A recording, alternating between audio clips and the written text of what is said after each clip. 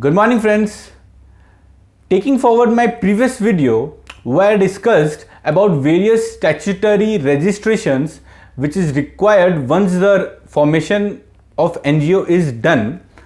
Today I will discuss about all the statutory filings which are required once the registration process is complete. So the first and the foremost filing which is required is with the income tax department. That is the income tax return. So every organization which is registered with the income tax department under section 12A to avail tax exemption need to file e-return, that is ITR 7, compulsorily before 31st October of every assessment year. So this 31st October is done in the budget 2020. Previously it was 30th September. So all charitable organizations having income exceeding the maximum amount chargeable to tax, that is as per the slab applicable to individual taxpayers. So you know the slab for the individual taxpayers and the AOP trust is the same. During the previous year are required to file their return of income. Now coming to audit report. So you must be wondering how audit report is filed. So as per the Income Tax Act, every organization has to obtain an audit report from a certified chartered accountant for the relevant assessment year in Form 10B. So Form 10B is the tax audit report for charitable organizations. So after obtaining Form 10B from the chartered accountant, if the income is exceeding the maximum amount chargeable to income tax, it has to be filed with the department.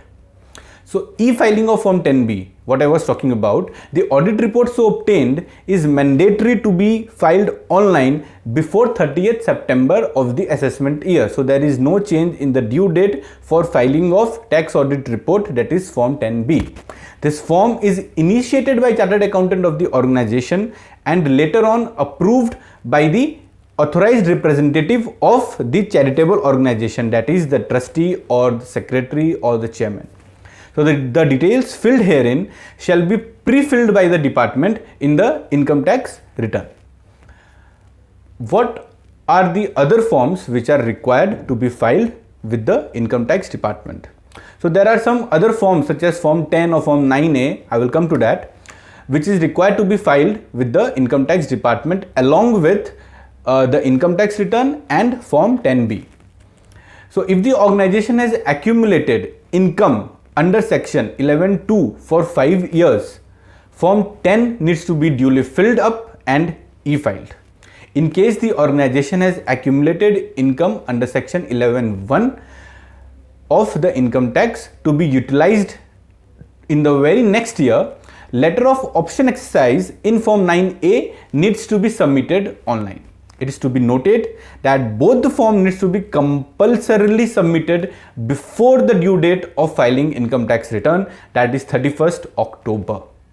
So now coming to society annual return. So if you are a registered charitable society, there is a society annual return which needs to be filed with the society department, which is an annual society return within 1 month from the date of AGM, which is ideally held within 6 months from the end of the financial year. So following documents are to be attached with the society annual return: audit report with audited financial statements, an activity report, a copy of previous challan, and the list of governing body members for that particular year. So if you are a FCRA registered organization, again you have to file a FCRA annual return and intimation, which is a quarterly intimation. So the organization registered under FCRA needs to submit the annual return in Form FC4 by 31st December of every financial year. Along with the annual return, the organization also needs to submit an quarterly return, which is called an intimation, to the Ministry of Home Affairs regarding the foreign funds received during that particular quarter within 15 days from the end of the quarter. Now, as I told you, in the registration process, professional tax is compulsory for every establishment. So the organization registered under professional tax have to file an annual return before 30th April of the next year that is the assessment year relevant to the financial year, giving details of the number of employees employed under the organization and tax deducted.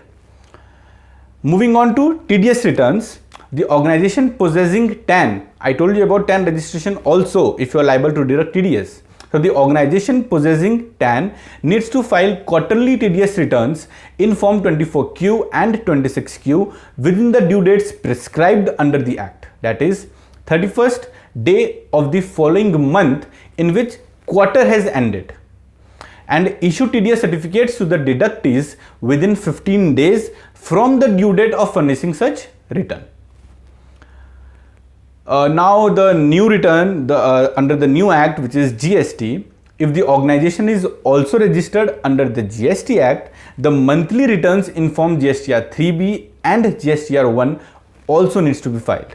However, if the total turnover from such activities exceed the prescribed limit of rupees 5 crores, GSTR 9 and 9C, which is the annual return and the GST audit form respectively, also needs to be filed within the prescribed due dates under the Act.